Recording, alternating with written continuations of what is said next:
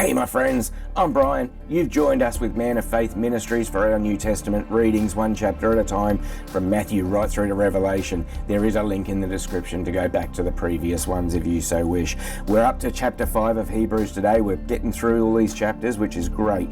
This one's titled The Perfect High Priest, so let's get stuck into it. For every high priest taken from among men is appointed on behalf of men in things pertaining to God, in order to offer both gifts and sacrifices for sins.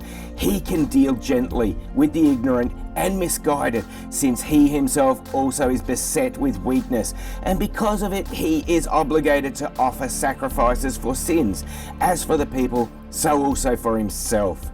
Verse 4. And no one takes the honor to himself, but receives it when he is called by God, even as Aaron was. So also Christ did not glorify himself so as to become a high priest, but he who said to him, "You are my son, today I have begotten you."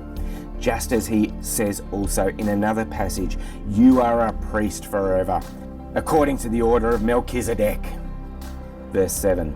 In the days of his flesh he offered up both prayers and supplications with loud crying and tears to the one able to save him from death, and he was heard because of his piety.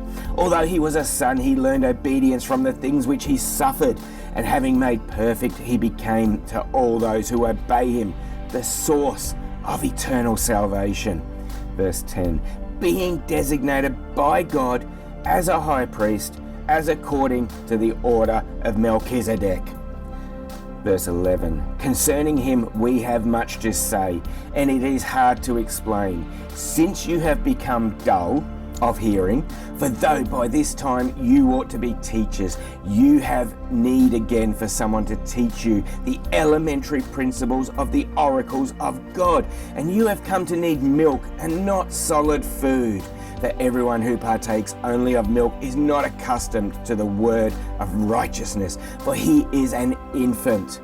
Verse 14. But solid food is for the mature, who, because of practice, have their senses trained to discern good and evil. That's the end of chapter 5. Love that chapter there. Next time we've got chapter 6, which is titled The Peril of Falling Away. So please join me for that one. Love having you here. Love you all. You are my brothers and sisters in Christ. Until next time, my friends, please stay safe, take care, and may the Lord bless you greatly today.